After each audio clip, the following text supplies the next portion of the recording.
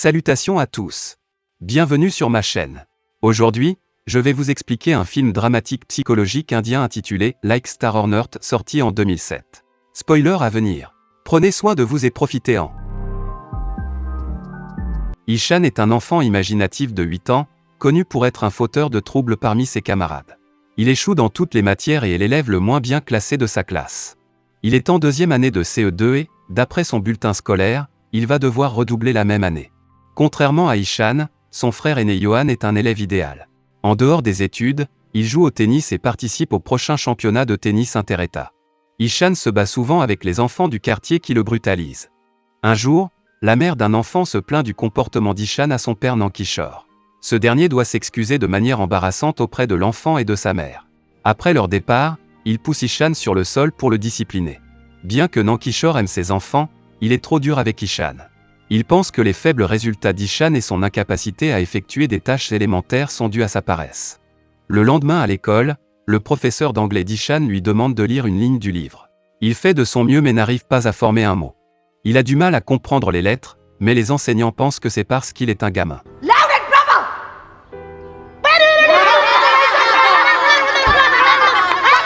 Lorsqu'elle le presse à plusieurs reprises de lire, il hurle du charabia et est renvoyé de la classe. Ce n'est pas nouveau pour Ishan d'être puni. En fait, il passe la plupart de son temps à l'extérieur plutôt que d'étudier, car les enseignants le considèrent comme un perturbateur pour les autres élèves. Ce jour-là, Ishan n'avait pas fait son devoir de mathématiques. Pour éviter d'affronter le professeur de mathématiques, il s'enfuit de l'école et passe toute la journée à errer dans le quartier. Il profite pleinement de la journée, achète des glaces, passe du temps au bord de la mer et analyse les passants. À la fin de la journée, il retourne à son bus scolaire sans que personne ne remarque son absence. À la maison, nous le voyons faire une belle peinture. Ishan adore peindre et son esprit imaginatif l'aide à le faire, ce qui donne lieu à des œuvres hors du commun.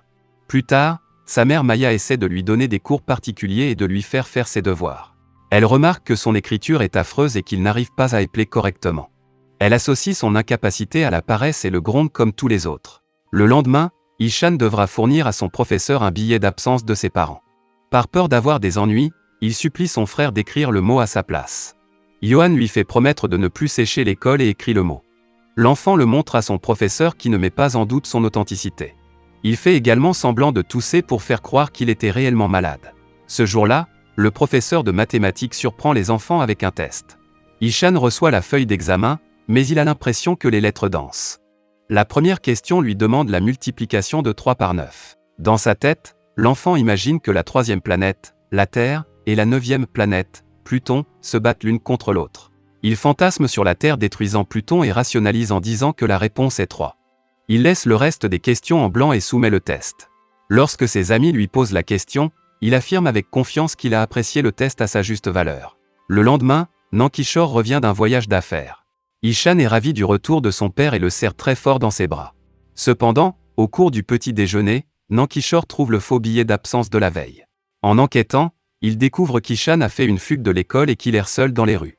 Dès le lendemain, les parents vont rencontrer ses professeurs et le directeur qui condamne son comportement en classe. Ils s'informent également du récent test de mathématiques et de ses résultats. Le directeur suppose qu'Ishan est un enfant spécial qui doit être envoyé dans une école pour enfants handicapés. Nankishore est horrifié à l'idée que son fils soit handicapé. Les deux parents, inquiets pour l'avenir de leur enfant, décide de l'envoyer dans un pensionnat. Ishan est totalement opposé à cette idée. Il se rebelle et pleure, les suppliant de le garder à la maison. Bien que les parents ne veuillent pas non plus être séparés de lui, ils font ce qu'ils pensent être le mieux pour lui. Cette nuit-là, Ishan rêve qu'il a perdu sa mère dans une foule et se réveille en hurlant. Lorsqu'elle essaie de le calmer, il promet d'étudier davantage s'il le laisse rentrer à la maison. Cela brise le cœur de Maya mais Nankishore reste inflexible sur sa décision. Le jour arrive enfin où Ishan est emmené à l'internat à la campagne. Il devra partager un dortoir avec d'autres enfants et ne sera autorisé à rencontrer sa famille qu'une fois par mois. C'est un cauchemar pour cet enfant de 8 ans qui n'a jamais quitté sa maison. Le directeur du foyer l'accueille en déclarant que ses anciennes habitudes ne seront pas tolérées ici. Après avoir visité l'école, la famille part le cœur lourd. Ishan regarde leur voiture s'éloigner, les yeux pleins de larmes. Il reste ainsi pendant plusieurs minutes, même après que la voiture ait disparu de son champ de vision. Quand il commence à faire nuit, il entre dans l'auberge de jeunesse en pleurant toujours. Il ne parle à personne et mange à peine le dîner. La nuit, lorsqu'il n'arrive pas à dormir, il se rend dans la salle de bain et pleure doucement, car sa mère lui manque. Pendant ce temps, Maya arrive chez elle et fouille dans les affaires d'Ishan. À son grand désarroi, elle trouve un flipbook où il est enlevé à sa famille. Le livre lui brise le cœur car elle réalise à quel point l'enfant redoute d'être éloigné d'eux. Dans le foyer, Ishan a du mal à faire des choses normales comme nouer sa cravate et faire ses lacets.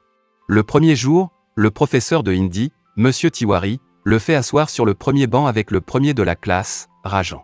Les professeurs se rendent vite compte qu'Ishan n'est pas normal. Il est à peine attentif en classe et est puni physiquement par son professeur d'art.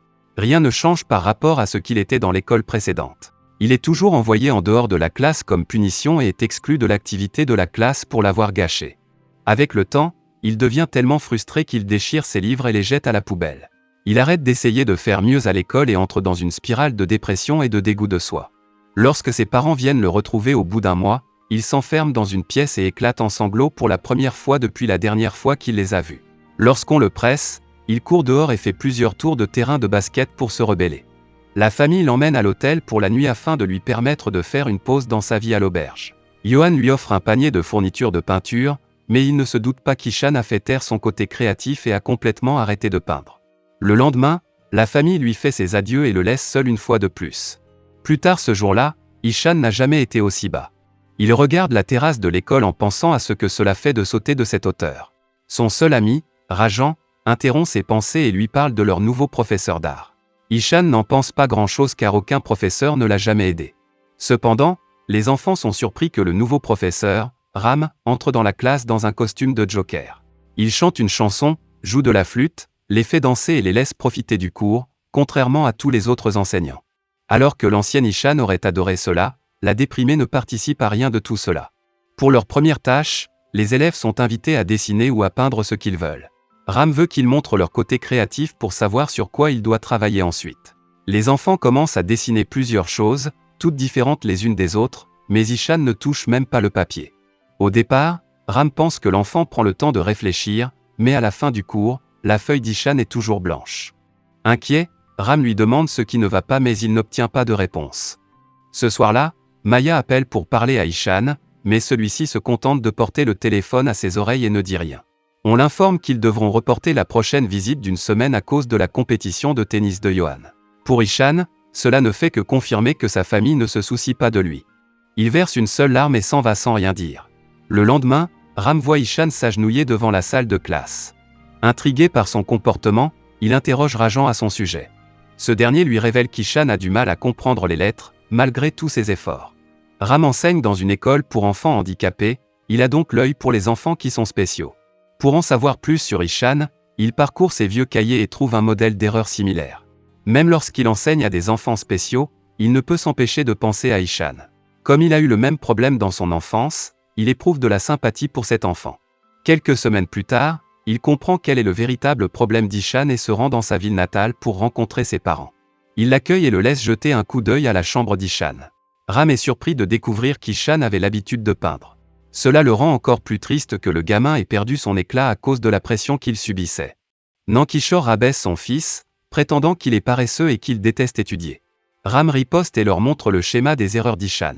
Il inverse souvent les lettres comme s'il avait du mal à les différencier. Le père l'associe toujours à la paresse, mais Ram affirme sans détour qu'il a tort. Il déclare qu'Ishan souffre d'une maladie neurologique appelée dyslexie qui l'empêche de comprendre certains motifs comme les lettres et les mots. En outre, il a des difficultés de coordination, ce qui l'empêche de faire ses lacets. Le gamin a dû beaucoup souffrir car personne ne comprenait qu'il ne savait pas lire et supposait qu'il était simplement paresseux. Nankishore pense que Ram traite son fils d'attardé et s'en prend à lui. Pour lui faire comprendre, Ram lui demande de lire des lettres étrangères écrites sur une boîte. Lorsque Nankishore se fait gronder parce qu'il ne comprend pas les lettres, il comprend enfin ce que son fils doit endurer.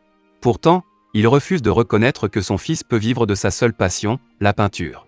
Ram est déterminé à lui prouver qu'il a tort. Lorsqu'il retourne à l'école le lendemain, il parle aux enfants de tous les personnages historiques célèbres qui n'étaient pas très doués pour les études lorsqu'ils étaient enfants. Il leur donne des exemples de scientifiques, d'acteurs et de philosophes, ce qui permet à Ishan de se sentir beaucoup mieux dans sa peau. Lorsque Ram leur demande qui a inventé l'ampoule électrique, Ishan parle pour la première fois depuis des semaines et répond « Thomas Edison ». Ram voit une lueur d'espoir pour que le garçon apprenne. Plus tard dans la journée, Ishan est au bord de l'étang lorsqu'il utilise des élastiques et des feuilles pour fabriquer un bateau fonctionnel. Ram est tellement impressionné qu'il ramène la structure à la maison et la garde comme décoration. L'essence créative d'Ishan commence à refaire surface, mais il a encore beaucoup de chemin à parcourir avant d'apprendre à étudier comme les autres enfants de son âge. Un jour, Ram va voir le directeur de l'école et lui parle du problème d'Ishan. Le directeur suggère de l'envoyer à l'école pour enfants ayant des besoins spéciaux, mais Ram est convaincu qu'Ishan peut étudier avec les enfants normaux. Il suggère que les enseignants comprennent le problème de l'enfant et l'aident en conséquence. Lorsque le directeur dit que ce n'est pas possible, Ram propose d'enseigner à Ishan tous les jours après l'école. Le directeur l'autorise pour le bien de l'enfant. Dès le lendemain, Ram utilise diverses méthodes innovantes pour aider Ishan à différencier les lettres de l'alphabet. Il apprend en utilisant des bacs à sable, de la pâte à modeler, des méthodes sensorielles, etc. Ishan s'aide également de livres audio et d'escaliers pour apprendre à calculer. En seulement 2 mois, il commence à comprendre les lettres que les autres enseignants n'ont pas pu lui apprendre en plusieurs années. Un jour, Nankishore vient à l'école pour parler à Ram et se vanter de la façon dont ils font des recherches sur l'état de santé de leur fils. Il veut que Ram sache qu'il n'est pas un père absent et qu'il est fier d'être comme il est. Ram, quant à lui, reproche au père d'être la raison pour laquelle le gamin a perdu confiance en lui, ce que même Nankishore ne peut nier. En sortant, il voit Ishan qui essaie de lire sur le tableau d'affichage. Regrettant d'avoir blessé son enfant sans le savoir, il pleure et ne peut se résoudre à le regarder en face. Quelques jours plus tard, Ram organise un concours de peinture pour les enseignants et les élèves de l'école. Tout le monde se rassemble dans l'amphithéâtre et participe. Ishan utilise pour la première fois le matériel de peinture que lui a offert son frère. Le concours commence et tout le monde se met à dessiner. Même les enseignants apprécient l'événement et font de leur mieux. À la fin du concours, Ishan a créé une magnifique peinture de lui-même assis au bord de l'étang. Il se rend à l'avant pour présenter sa peinture et voit que Ram a peint un portrait de lui. Il reste sans voix à cette vue. Un peu plus tard, on annonce que la peinture gagnante sera sur la couverture de la nouvelle édition de l'annuaire de l'école. Le directeur déclare que la décision a été difficile à prendre car 2 peintures se sont distinguées, celle de Ram et celle d'Ishan. Au final, Ishan est déclaré vainqueur et le 2e prix revient à Ram. La foule applaudit à tout rompre. Pour la première fois de sa vie, Ishan se sent reconnu pour son talent. Il ne peut s'empêcher de pleurer et court vers son professeur pour l'embrasser. Dans la dernière scène, Maya et Nankishore se rendent à l'école pour la réunion parents-professeurs de fin d'année. Le directeur se vante du talent d'Ishan en leur montrant sa peinture sur la couverture de l'annuaire de l'école. Peu habitués à cette nouvelle attention, les parents sont choqués. Le directeur félicite Ram d'avoir fait un excellent travail en enseignant à l'enfant de la manière dont il en avait besoin. Plus tard, les parents rencontrent les professeurs d'Ishan qui leur montrent le bulletin scolaire et complimentent les progrès indéniables de l'enfant. Dehors, le couple regarde leur fils jouer et pleure des larmes de bonheur. Nankishore remercie Ram d'avoir aidé Ishan et s'excuse pour son comportement. Enfin, Ishan fait ses adieux à Ram et retourne dans sa ville natale pour prendre des vacances. C'était tout pour la vidéo. J'espère qu'elle vous a plu. N'oubliez pas de vous abonner et d'activer les notifications, afin de pouvoir regarder d'autres vidéos comme celle-ci. Merci d'avoir regardé.